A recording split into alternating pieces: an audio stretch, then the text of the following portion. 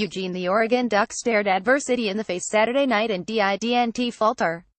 They barely even blinked. They simply found a way to win, and did so convincingly, 4,524 over California at Autzen Stadium. The victory did come with a heavy injury toll, however. Starting quarterback Justin Herbert will miss at least a couple of games with a broken collarbone. Still, the night might have provided another peek into something positive to be found within this team.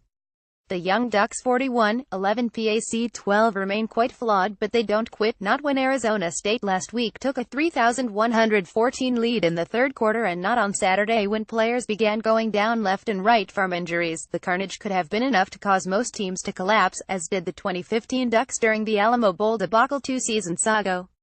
Not this year's team. These Ducks kept their heads up, backups rose to the occasion, and UOs pulled through. I realized that this team cares about each other, UO coach Willie Taggart said. I think what we're all seeing right now is a team that enjoys playing for one another. Senior running back Royce Freeman left the game first with what appeared to be a shoulder injury after making a nice cut outside to the right for 13 yards early in the first quarter, with Oregon leading 30. That drive ended with Herbert throwing a 37-yard touchdown pass to sophomore wide receiver Brendan Schooler to give the Ducks a 100 lead. Team sources say that Freeman's injury isn't all that serious and that he could return next week against number 11 Washington State 50. Taggart said during his post-game press conference that Freeman told him that he should be okay. Minutes after Freeman went down, sophomore wide receiver Dylan Mitchell went out with an undisclosed injury while returning a punt when UO safety Fatu Auto 2 doubled back to blast a Cal player only to miss his mark and instead drill an unsuspecting Mitchell. The ensuing drive ended with Herbert rushing for a 7-yard touchdown to give the Ducks a 170 lead. On the play, Herbert was violently tackled as he fell into the end zone. Team trainers attended to him on the sideline before he left the field with what multiple team sources say is a broken collarbone that will sideline him for at least a few weeks. Oregon entered the game minus senior wide receiver Charles Nelson ankle, redshirt sophomore tight end Jacob Breland, freshman safety Nick Pickett knee, and senior inside linebacker A.J. Hotchkiss ankle. After Herbert went out, the Ducks offense took a nap. After gaining 159 yards of offense in the first quarter, the Ducks managed just 32 in the second quarter. Cal 32-02 finally scored and make it 177 at halftime. Suddenly, a once seemingly sure victory became precarious for UO. The Ducks figured things out by the second half, found their resolve, and turned the game over to the offensive line and the defense. You just have to really just keep going and try not to skip a beat, redshirt sophomore center Jake Hansen said. It seemed like everyone was going down. Cal trailed 2,417 early in the fourth quarter before the defense really clamped down. Oregon held Cal to 8 yards rushing for the game, sacked Golden Bears quarterback Ross Bowers 7 times, and had 11 tackles for loss. With everybody dropping like that, we just figured, hey, we're losing people, but somebody has to step up, junior defensive end Jalen Jelk said. The offense rushed for 126 yards in the third quarter alone and would end up with 308 on the day.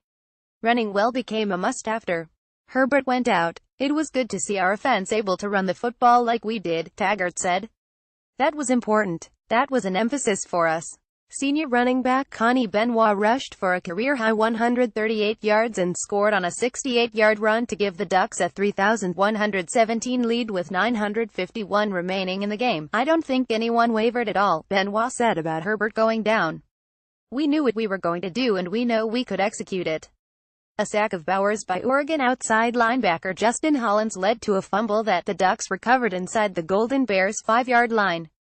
That led to a 5-yard touchdown run by redshirt sophomore Tony Brooks James to pretty much ice the game at 3,817 with 801 remaining. Oregon showed flashes of heart during a 4,235 win over Nebraska when the defense held on for the win after the offense struggled and the Cornhuskers came back from a 4,214 halftime deficit. Last week at ASU, the Ducks looked awful in the first half before coming back to take a 3,534 lead after trailing 3,114 in the second half, but the Ducks were unable to hang on and lost 3,735. On Saturday, UO did lead all game and Cal doesn't have a very good offense. Still, the Ducks entered the game with several key players out and watched 3 more impact players leave the game. Yet, somehow the Ducks managed to find a way to win. Some caveats exist.